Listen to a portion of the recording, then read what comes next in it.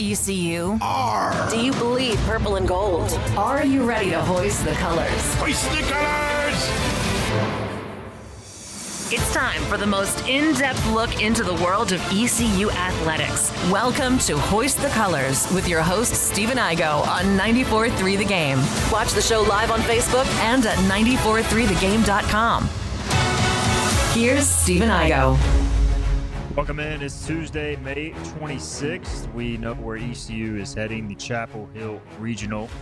And we're going to look ahead on today's show to the first game of that regional, East Carolina, Tennessee. We are only 3 days away from the Volunteers and Pirates going at it in the postseason for the first time since the 2001 Kinston Regional, Super Regional, I should say, a Super Regional that Cliff Godwin made the last out in as a player. Now, of course, he is in his 12th year. Leading the Pirates as a coach of his alma mater. We'll get into the matchup. Dive into the matchups from the other perspective. Ben McKee from Go Vols 24/7 is going to join us in segment number 2. We'll also look at some of the potential pitching plans for each side, along with Ben. And Philip Pilkin and I will discuss in segment 1 how ECU approaches this. We'll also look at the second game of the day, VCU and Chapel Hill going at it in the nightcap. And some pitching decisions have to be made all around here for really all 4 teams, given the stacked field that is the Chapel Hill Regional and really most of these teams having multiple good starting pitchers and a few bullpen arms, but beyond that, some sketchiness. So as always, the matchups, how it plays out on the field, how the first few games play out will be critical to determining how this regional ultimately plays out. Philip Pilkinen, he is back in the 94.3 The Game studios. He's hanging out with the interns as well, and they're going to be doing some social media stuff for us today.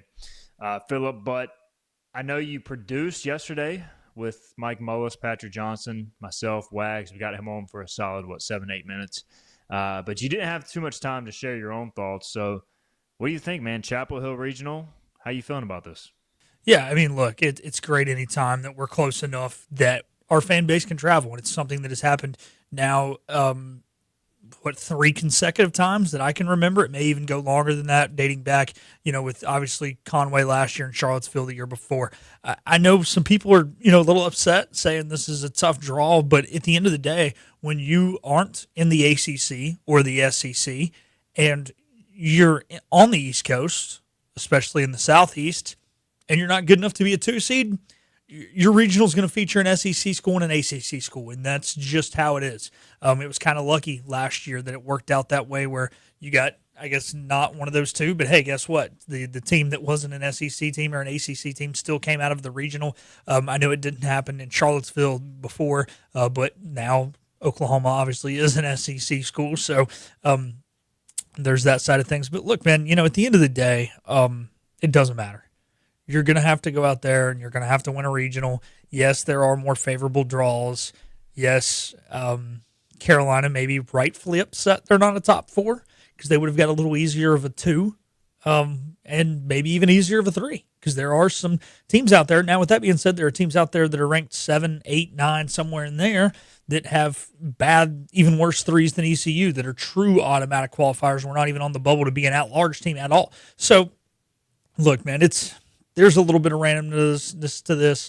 There's probably a lot of politics involved in this, but hey, at the end of the day, this is what we've got, and what an opportunity to go out there and shove against a team like Tennessee, who really is one of the powerhouses of college baseball. And you think just 2 years ago, they were the number 1 overall seed.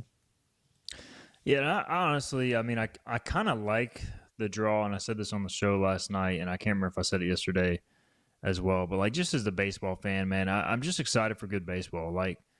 East Carolina is a proud baseball program, and, we're going into, our 36th regional now, and we've seen a lot of different iterations of postseason baseball, but, I can't remember being this excited for a field, except for maybe when Virginia and Coastal were coming to the Greenville regional that one year. But this regional field in Chapel Hill, I just feel like it's going to be electric. North Carolina, complete team, Omaha caliber team, Tennessee, Omaha caliber talent if it all comes together, and then ECU, I kind of like them in this spot, underdog spot. I think plus 600 to win the regional per DraftKings last check. So, and then you got a really good 4 in VCU, and a really good 4 can always, knock off or eliminate somebody that you don't expect. So I just feel like yeah, if UNC and Tennessee play to their potential, maybe they meet for the championship. But I wouldn't discount anything, man. Who expected Murray State to make it to the College World Series last year? Who expected Oral Roberts a few years ago? So, I still feel like magic is possible, and I'm just going to sit back and enjoy the games. We'll get into the matchups here because obviously that plays a vital role in it. And yes, it'd be nice if ECU could get a cakewalk to Omaha one year. But when you're a 3 seed, or if you're a top seed like we're seeing with Carolina, you still got to earn it more times than not. And the year ECU got a favorable regional draw, they played Charlotte and Maryland in the Greenville regional. Then they had to go. I believe that was the year they went to Vanderbilt for Super. So it's just 99 times out of 100, you're going to have to earn your way to Omaha. And I think the good news about this situation for ECU is at the end of the tunnel, everybody's going to be talking about Omaha because that's, the end all be all for ECU baseball, given that they haven't made it yet. But you're so far away from Omaha right now. The last thing you can think about is Omaha. I'm just worried about getting Tennessee out in the bottom of the first inning. So maybe that's a positive versus if you're the host and you're the favorite, Philip, then everybody just kind of goes out there and they expect you to win. So I kind of like this spot for ECU. Yeah. There's pros and cons to both, right? You would prefer in a way to be the best team. However, what does that do to you mentally as opposed to a team where, let's just call it what it is. ECU's kind of playing with house money because a month and a half ago, we thought that this week we would be recapping the season. We would be talking about who we want to keep, but instead we're talking about a regional. So, yeah, the pressure isn't on you, and that's great. But also, that can also be tough because now you're playing against a team who's got the third, fourth best pitching staff in the country. It's not as good as we thought it was going to be. And then you're playing against a team who just rakes and hits bombs. So there's that side of things. And then VCU is a good 4 seed. There are some 4 seeds. It's I didn't even know Binghamton had a baseball team. I knew they had a hockey team because they're up north. And also because our guy Brooks Hill works for the hockey team. But still, that could have been your 4, but it's VCU. So, yeah, there is no pressure, which I love to an extent. But also, with Cliff Godwin teams, I feel like they do play better when they're doubted to an extent. But also, they've been able to succeed, when they're not doubted. So, at the end of the day, be alive come next Tuesday when you wake up. Let's get into some comments here, and then we will talk about potential pitching matchups, which we likely will not find out until later in the week. Lane Smith, who joined us for multiple watch-alongs over the weekend, says ECU 3-0 incoming week. He says Nick Parham will have 4 hits and Luke Payne will record a win. Well, if all that happens, then maybe the Pirates did go 3-0. That would be brilliant, Lane. He's got the positivity going this morning. Kevin Cozart says, let's untie the tie. Well, we got to get there first. In reference, of course, to UNC and ECU going 1-1-1 earlier this season in its series. Spencer Scott points out, interesting that Chapel Hill and College Station are matched up when they have 2 of the top 3 to 4 toughest regional fields. Yeah, I agree. Texas A&M and North Carolina both have tough draws, although, as he mentions, the Lamar coach, Lamar, the 4th seed in the College Station regional, he's getting hired to go to Houston. I assume he's still going to coach this weekend, but that is a distraction. Davy Jones says Tennessee ranks 7th nationally in the amount of money they spend each year on all their athletics teams as far as shared revenue and NIL concern. Johnny Stats, quote, in the past 2 seasons, the number 3 seed is 19-13 against the number 2 seed, and the number 4 seed has beat the number 1 seed 5 times. The 3 or 4 seed has won 7 of the last 32 regionals. Interesting stats there from Johnny Stats. I knew that it happened a lot, a 3 seed beating a 2, but didn't know it was in the 3 seed's favor. And Stacy Smith says, this is the way to Omaha. I feel like they can beat anyone one time, and this regional could set up that way. So let's get into the matchups here. I appreciate all the comments. Y'all keep them coming. We'll hit it more from the Tennessee side when we visit with our buddy Ben McKee from GoFalls247 in a few minutes. But just to point out the scenario they're kind of facing, Tegan Coons is their number 1, hard-throwing right-hander, elite fastball, throws it a ton. Great movement, hard to square up. He has been tagged for 15 doubles and 11 home runs and a 253 batting average against, but 100 Ks to 15 walks and 77 innings. He's 5-4 with a 3.39 ERA. Just really good pitcher. Their number 2 is Evan Blanco. Actually played for UVA in the Charlottesville Regional a couple years ago as a freshman back in 2023. I think pitched really well against ECU. I'll have to double check that. But left-hander now is a senior for Tennessee. He's their number 2, 7-4, 4.94 ERA at staff high, 82 innings, 97 Ks against 29 walks, 232 batting average against.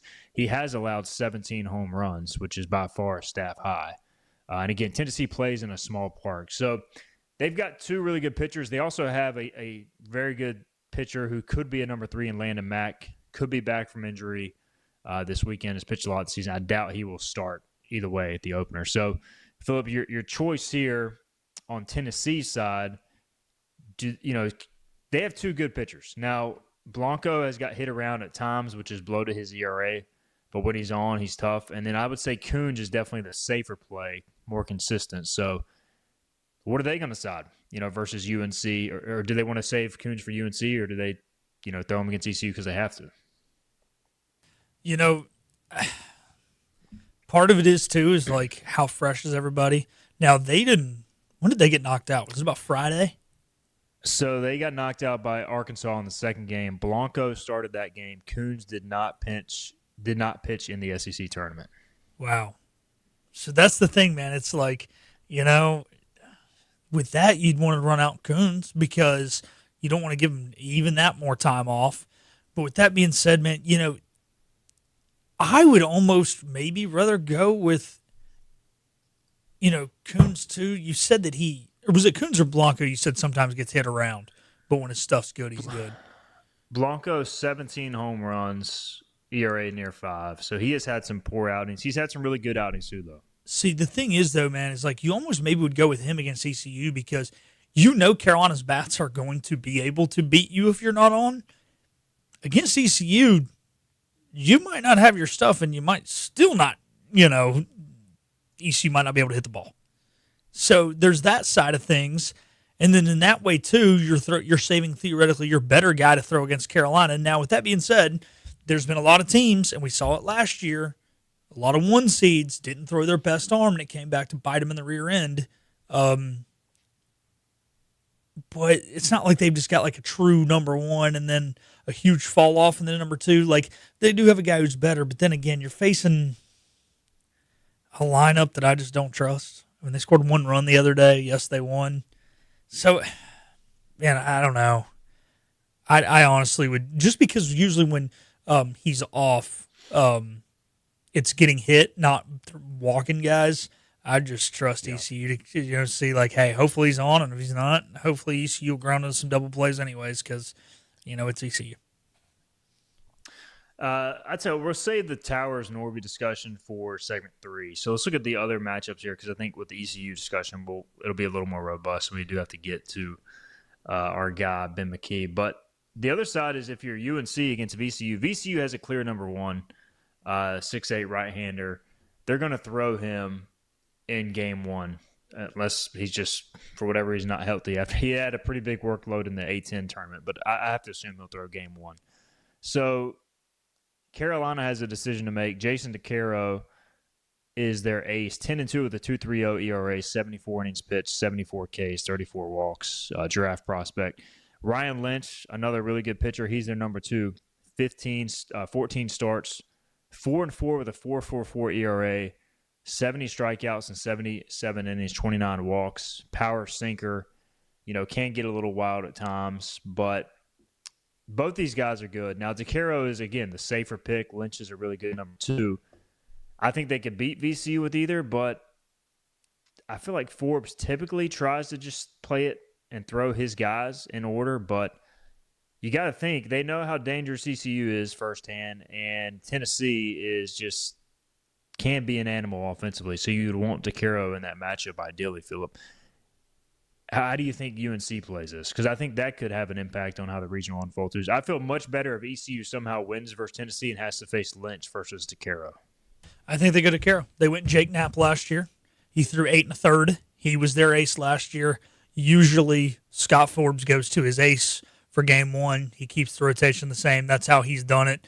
Look, Scott Forbes has not made a lot of bad decisions in his career. And I think if it ain't broke, don't fix it. And I think he stays consistent. He's a pretty consistent guy when it comes to these kinds of things.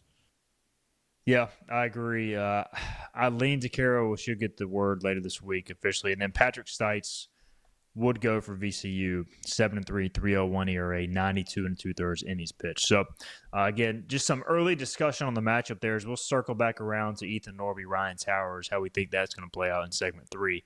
Let's get a break in. When we come back, we'll visit with Ben McKee, covers Tennessee for Go Vols 24/7. He is on the way after this. You know what the problem is with standard belts? Usually you have to choose between too tight or the opposite, too loose. But with Anson Belt and Buckle, you don't have to choose. We got rid of the holes and instead have a track system designed for micro-adjustability. That way you can enjoy a perfect fit every time. Anson Belt and Buckle. Find your perfect fit today.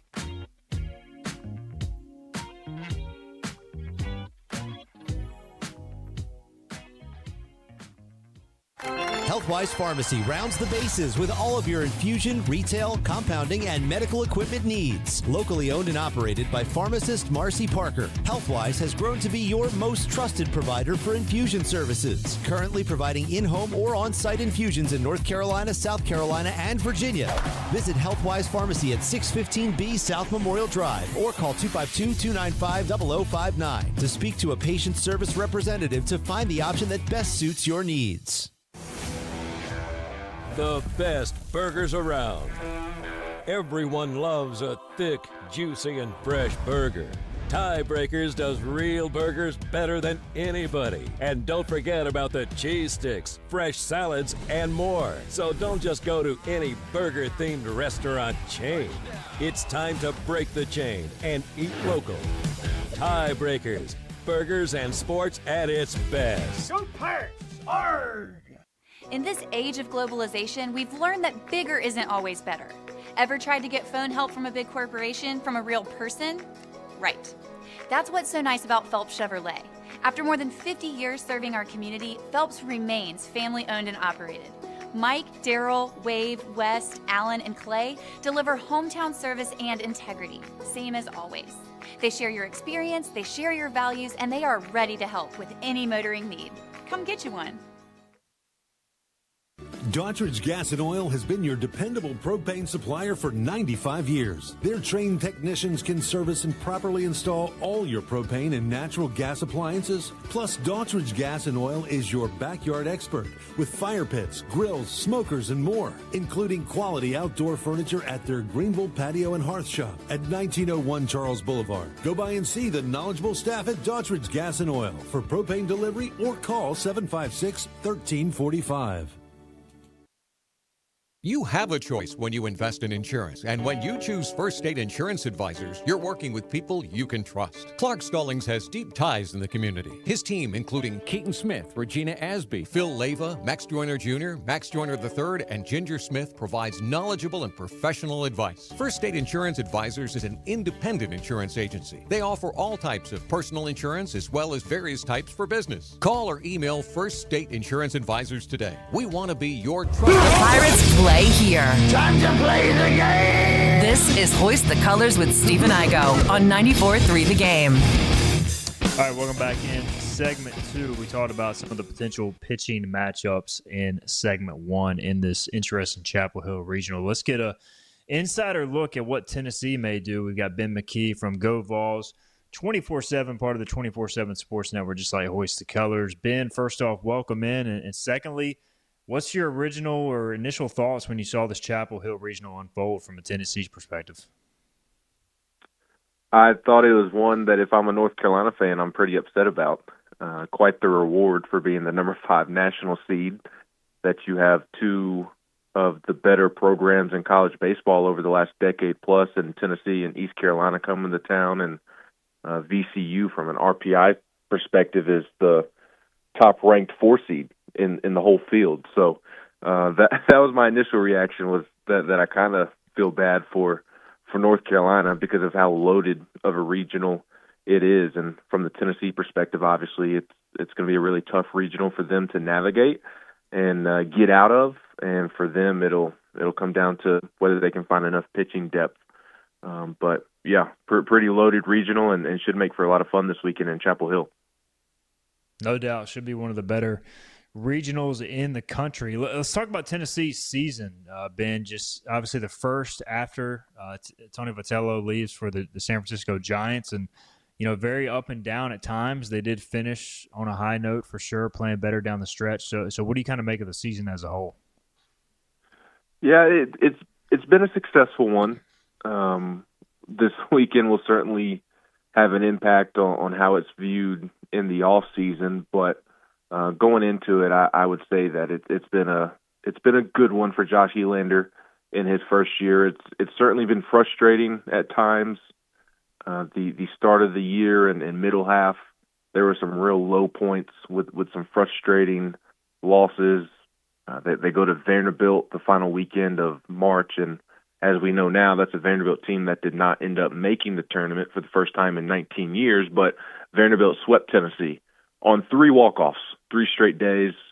The first game went into the 10th or 11th inning, kind of back and forth, but then you lose a heartbreaking game in 16 innings and walked off again for a second straight day, and then in the third one, you lose.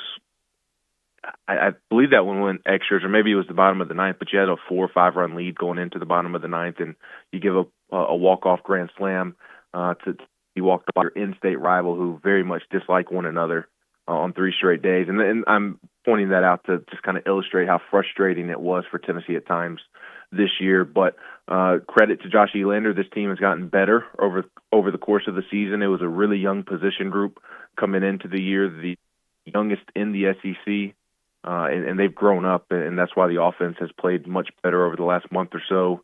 They have the best defense in the SEC from a fielding percentage standpoint. That's obviously been key to them getting to where they are now. And their starting rotation has had a couple of bumps in the road, but for the most part, it's been pretty good. It's just a matter of them trying to find some more depth in the bullpen. So credit to Josh Elander for navigating the hoopla of Tony Vitello leaving with 2 weeks remaining in fall. Taking a program that has sky-high expectations because of what Tony built, and they're nearly at 40 wins. So I think Josh Elander has navigated those waters pretty well, and I think the mark of a good baseball coach or any good coach in any sport is whether their team gets better over the course of the season. And while frustrating and slower at times than fans would like, he has certainly done that.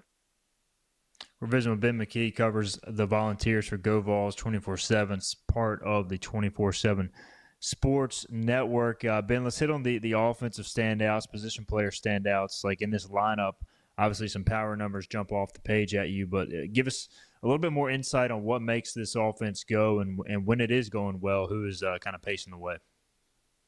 Yeah, you start with the power, as you mentioned. That's what sticks out the most, and the power has really come on here late in the second half of the season. And I think it's because of the emergence of Trent Grinlinger, their freshman who is a catcher but has been the DH because they have Stone Lawless and Levi Clark catching for them. Garrett Wright will also catch some. So that has meant that Grinlinger DHs. And he was one of the top prospects coming out of high school, signed with Tennessee after being signed to Mississippi State, but got out of his commitment there once the coaching change happened. Tennessee was lucky to get him to campus, and he has proven to be one of the best freshmen in the entire country this season. He's draft eligible as a sophomore, so he's already being talked about as a potential top 10, top 15 pick in next year's draft, and he's been quite the revelation for Tennessee, and a needed one because, as I mentioned, it was a young position group coming into the season. It's one that took its lumps early, but because they have accumulated so many at-bats and games played at this point, you're starting to see the best version of them. And I talk about Grinlinger, but Levi Clark is another guy who was a big-time prospect coming out of high school, could have signed out of high school but elected to come to Tennessee, had a good freshman season, got off to an awful start this year, and he's been able to turn it around. His SEC numbers look so much better than his overall numbers. to where he needs to petition to have his SEC numbers displayed on the video board over his overall season numbers. But those guys getting going the second half of the season, I don't think it's any coincidence that Tennessee's power numbers started to surge at the same time, and the offense started to get going at the same time. They also dealt with some injuries early in the year. Blake Grimmer, who can play first base, second base, and other positions, but he's mostly flip-flop between first and second. He was dealing with a back injury to start the year, so he was slow coming out of the gates. He's gotten going. He hits at the top of Tennessee's lineup. And then Garrett Wright is a Bowling Green transfer who plays catcher and center field. He broke his hamate bone in the preseason, late January, missed the first several weeks of the season. He's gotten going as well. So with the emergence of some guys and others starting to play to the back of their baseball card, like a Levi Clark, Manny Marin, out of high school, and Tennessee getting healthier, this offense has really taken off. And then there's Henry Ford as well, who transferred from Virginia. He's been terrific all season long, even despite dealing with walking pneumonia. He loses 20 pounds because of it, but he's still thriving in the three-hole of Tennessee's lineup. So it's an offense that's been playing really, really well and playing its best baseball here the last month or so. On the mound, you mentioned obviously the rotation, led by Tegan Coons and then Evan Blanco, who ECU actually saw as a freshman in the 2023 Charlottesville Regional, so we know him a little bit. But it seems to be like there's a decision to make because both those guys are obviously good, Ben, and we see at times, hey, do you save your ace? So do you save Coons for a potential North Carolina matchup? Obviously, there's risk that comes with that. What do you think? The conversations are like in Knoxville right now on that potential decision. Yeah, I think it's a tough one, and it's not of any disrespect to East Carolina, because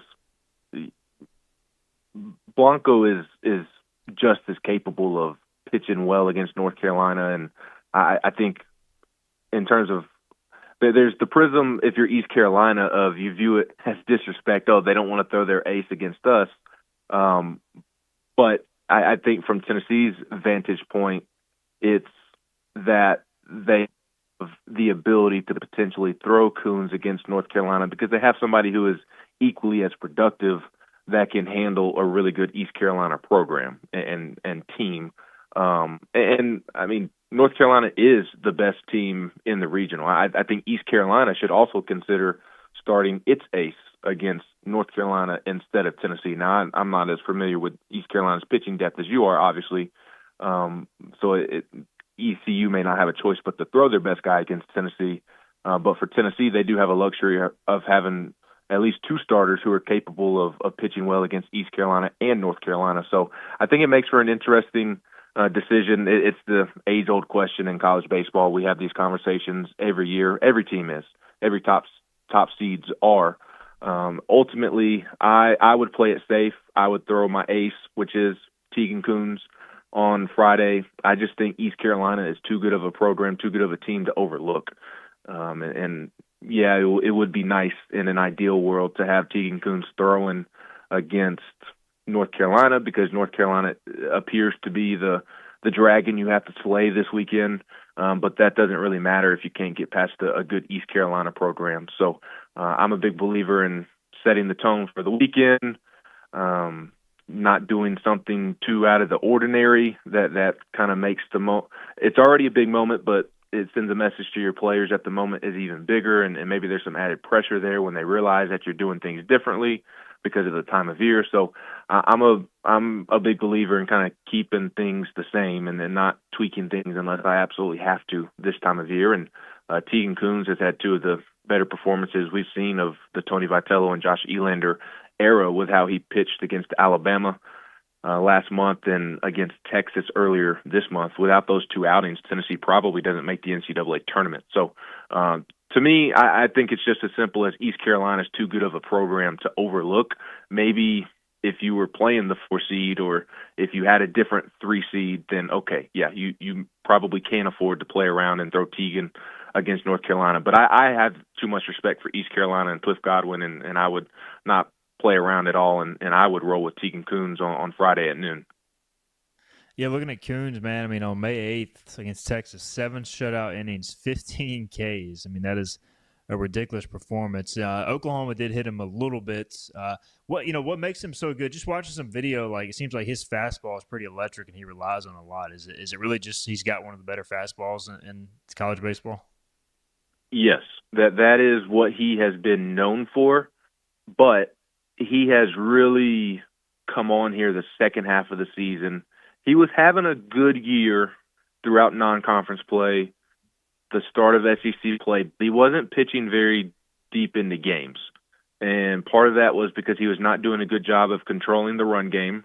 He was too slow to the plate, and he was too reliant on the fastball.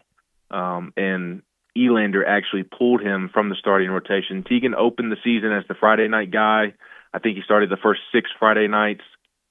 Georgia didn't go so well, and I think it was Missouri's second weekend of SEC play didn't go that well again, and Elander decided to pull the plug, moved him to the bullpen for that Vanderbilt series that I talked about that was so devastating for Tennessee.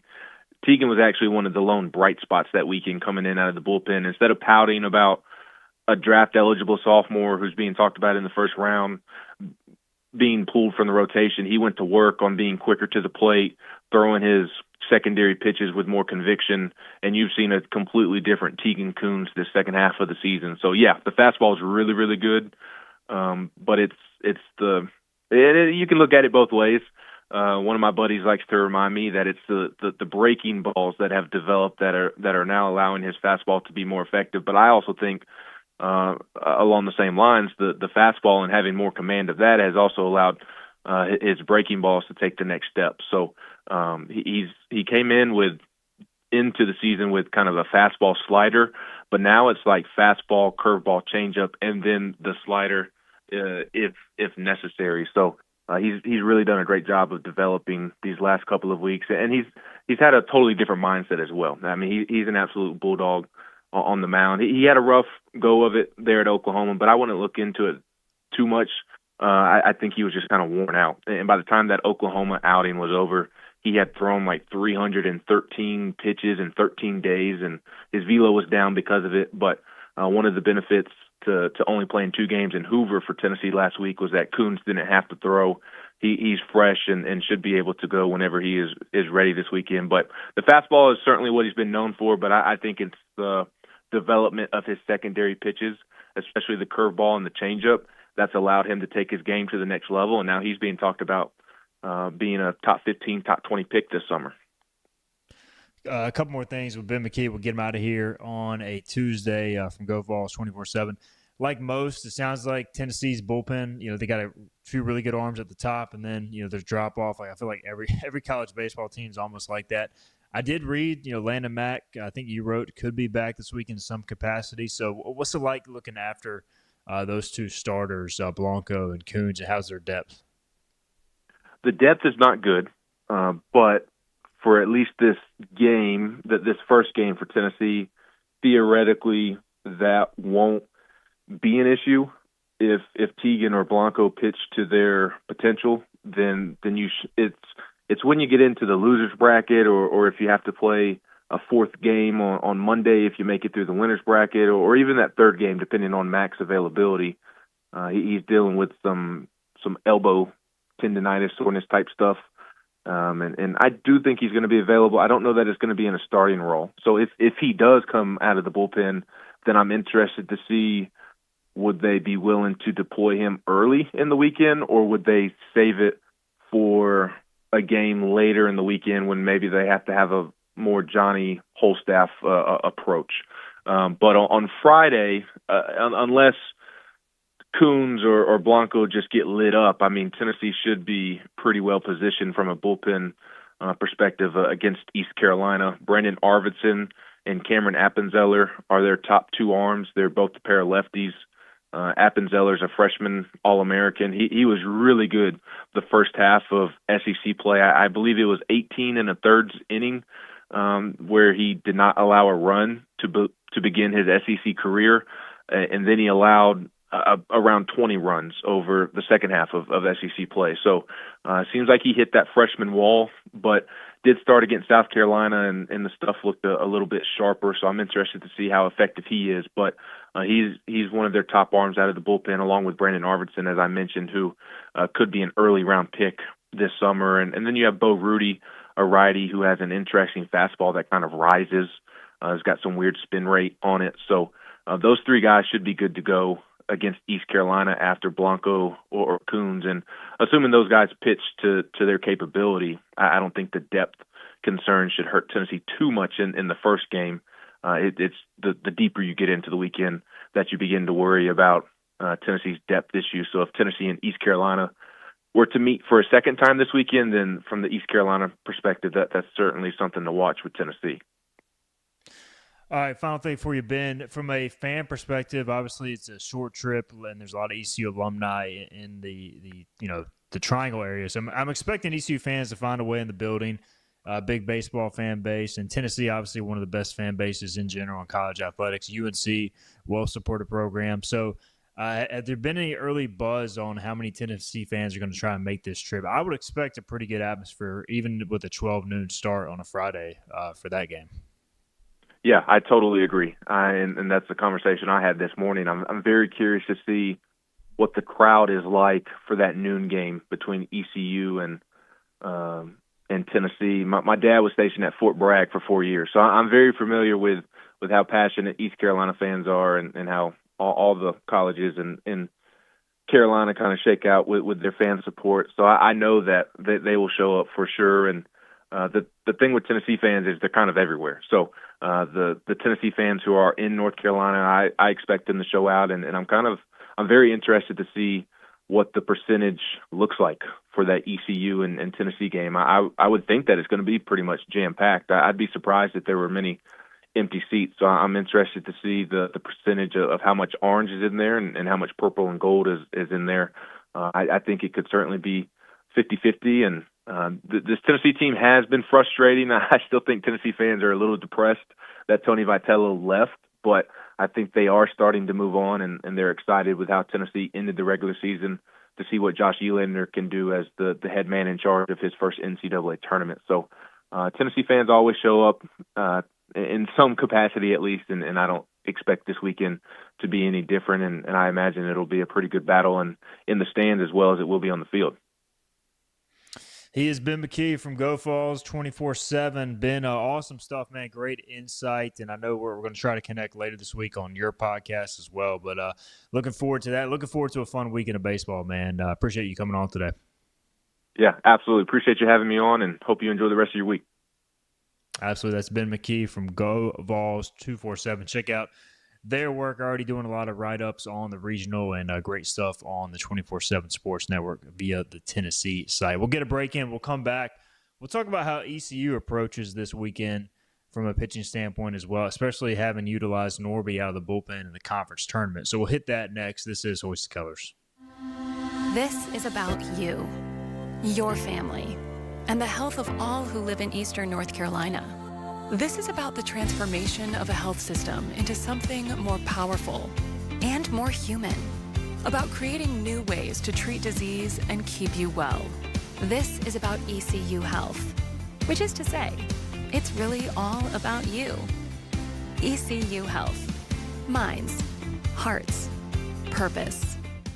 You have a choice when you invest in insurance, and when you choose First State Insurance Advisors, you're working with people you can trust. Clark Stallings has deep ties in the community. His team, including Keaton Smith, Regina Asby, Phil Leva, Max Joyner Jr., Max Joyner III, and Ginger Smith, provides knowledgeable and professional advice. First State Insurance Advisors is an independent insurance agency. They offer all types of personal insurance as well as various types for business. Call or email First State Insurance Advisors today. We want to be your trusted choice agency. Acre Station Meat Farm, along with Lane Angus Beef, bring you Farm to Fork Beef. Stock your freezers now with affordable beef boxes, just in time for the grilling season. Farm to Fork Beef brings quality local beef to your family. From your traditional butcher shop, Acre Station Meat Farm. Come on down to Acre Station Meat Farm and find out why we're #1 in fresh cuts and friendly service. Acre Station Meat Farm, Highway 32 North, Pinetown. In Eastern North Carolina, people appreciate things that are straightforward, honest, and dependable. For decades, our team has focused on cutting through insurance complexity for the communities we serve. And now, we're bringing that same mindset to our name. We're Flatlands Insurance Group, a simpler name that reflects the same local team, the same values, and the same commitment to the great communities we feel blessed to be a part of. Flatlands Insurance Group, your whole world is covered.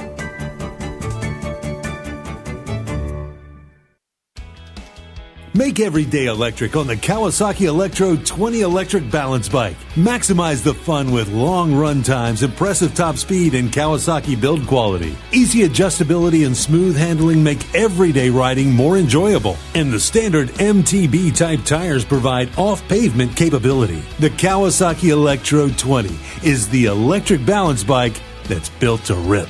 Go to Ron Ayers Motorsports, Memorial Drive north of the airport, Greenville. Inner Banks Media presents the return of Concert on the Common. This year, we're live from the tailgate lot at Dowdy-Ficklin Stadium. Coming up May 28th, Brotherhood, a tribute to the Doobie Brothers.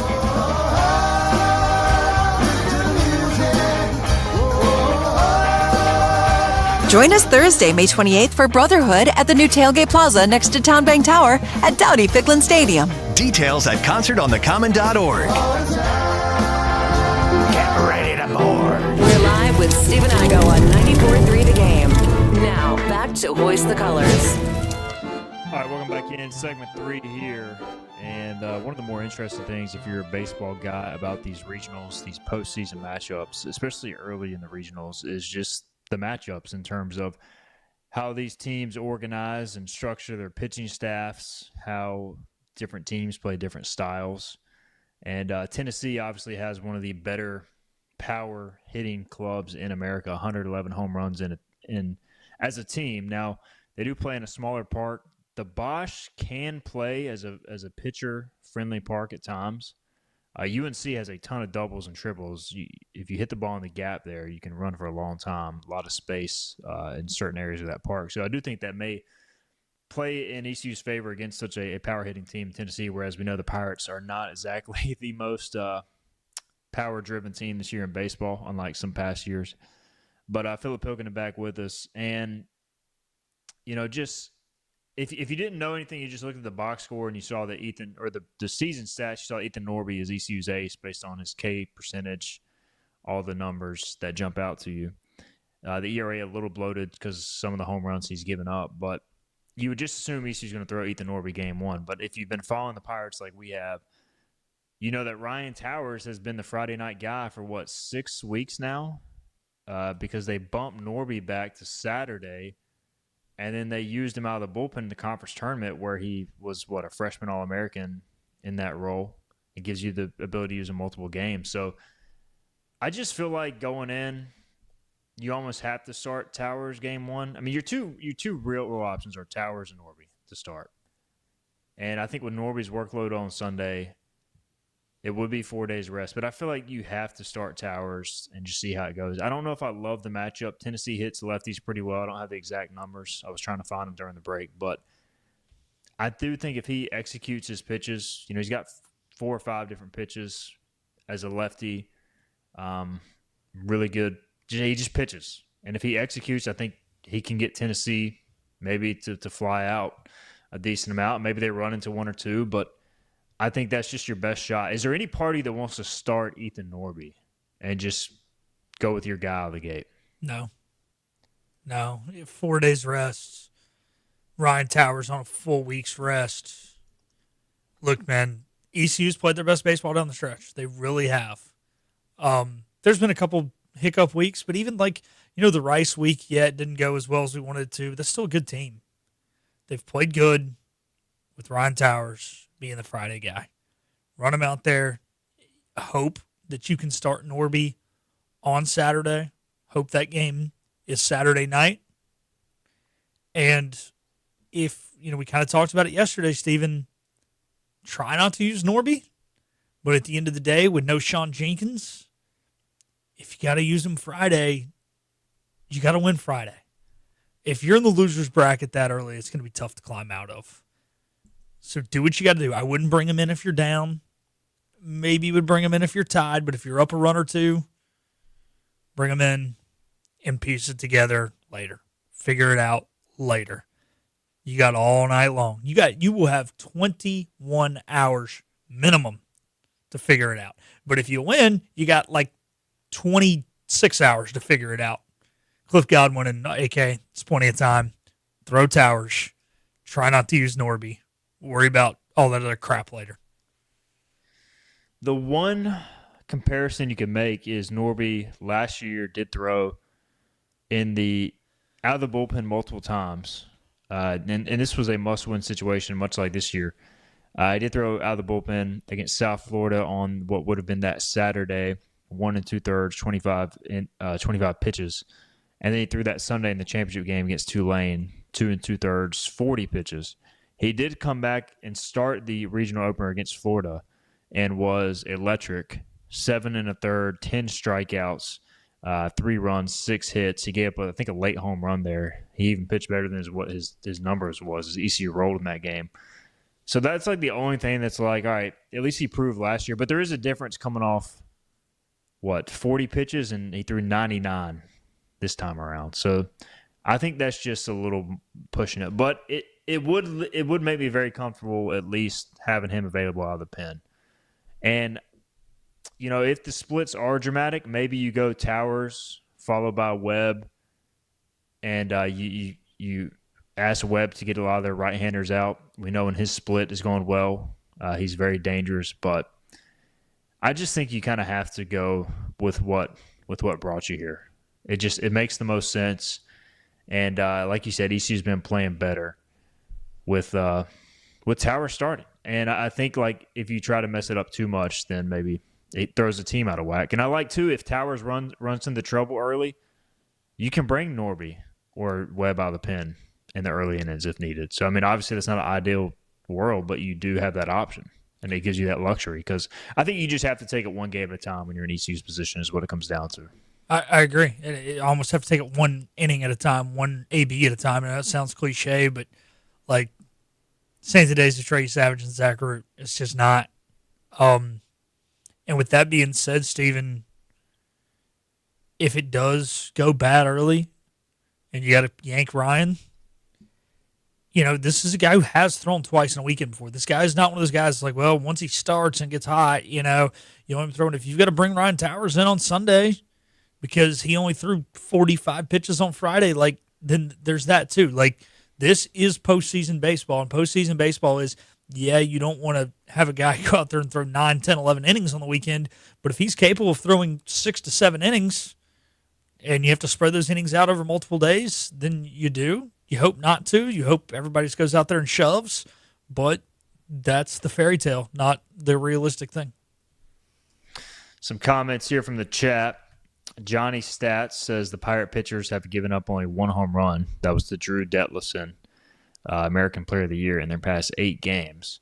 And Spencer Scott says, I'm fired up to see what Austin Knight does with the staff this weekend. You'd be hard-pressed to find many better pitching coaches in the country.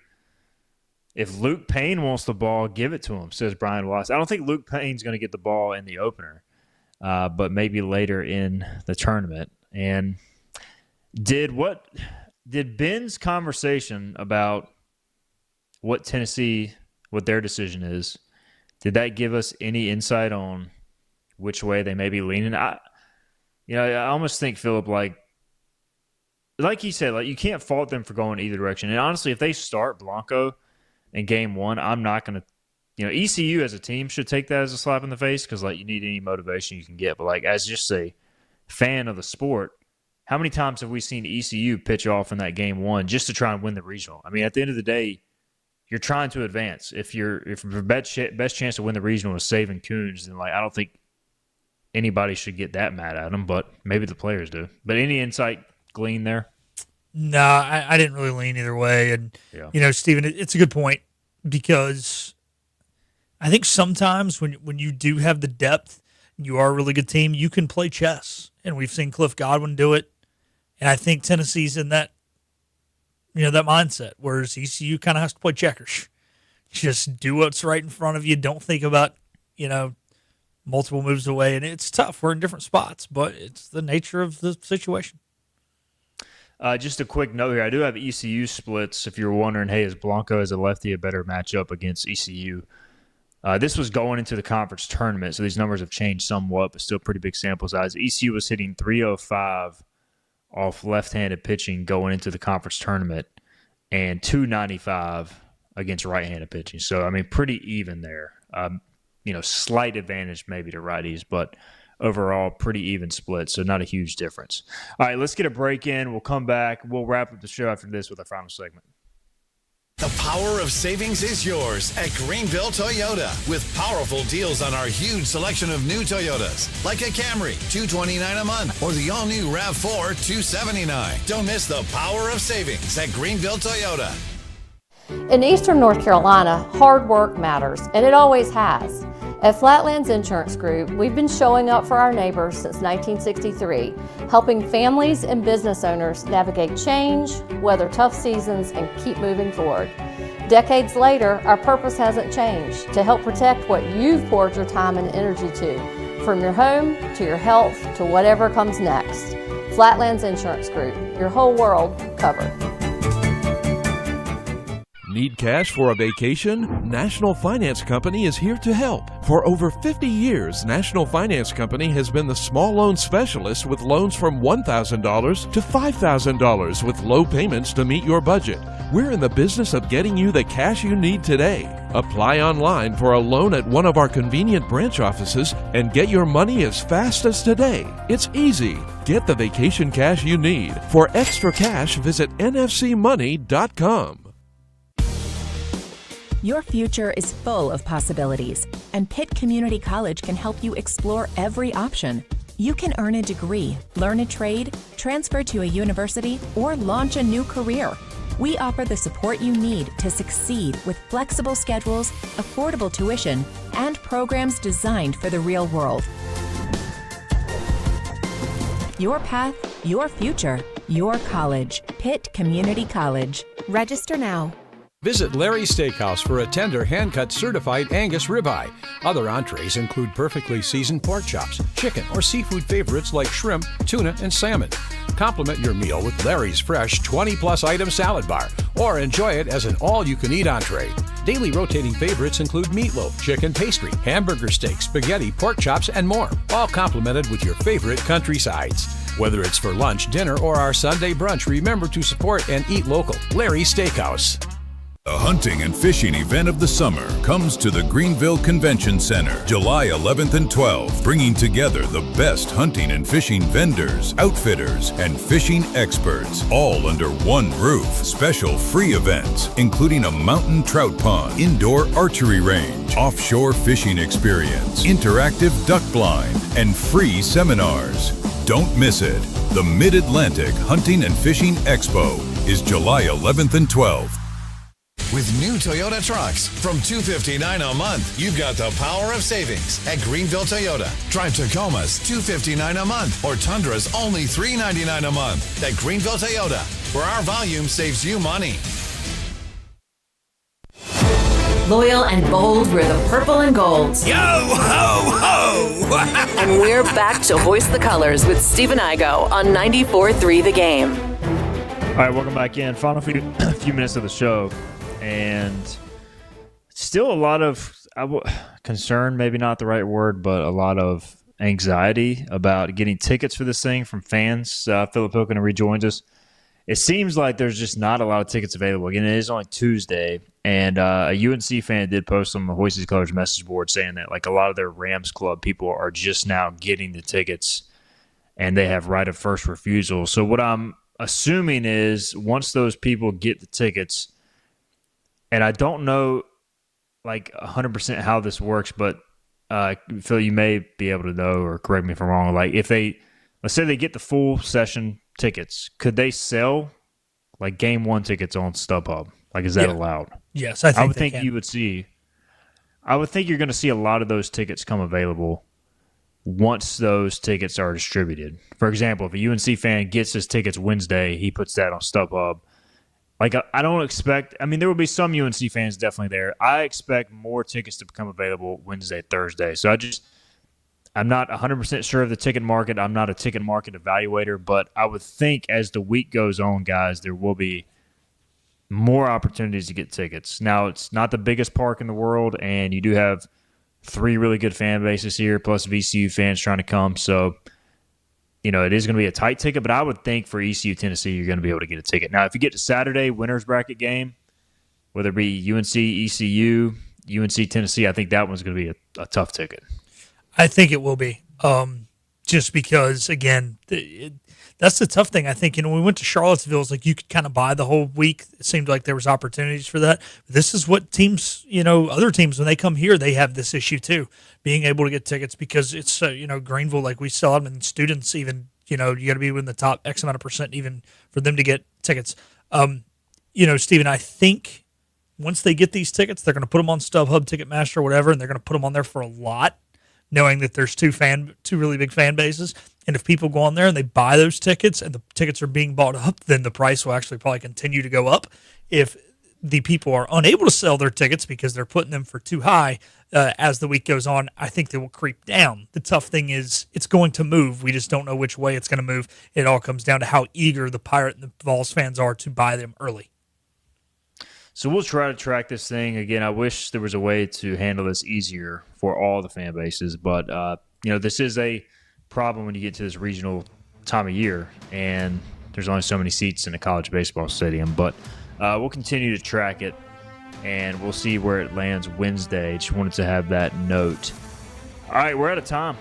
Quick show, man. Ben McKee was awesome. Go Vols 24/7. Appreciate his insight. Thanks to Philip Pilkington, also the interns back in the studio. Wednesday, we'll have James Gilio on the show, and looking forward to catching up with him. Thursday, we're scheduled for Casey Ramaley. We'll take a look at all the regionals. So a lot of regional, a lot of ECU baseball talk this week. This has been Hoist the Colors. We'll see you Wednesday, 12 noon.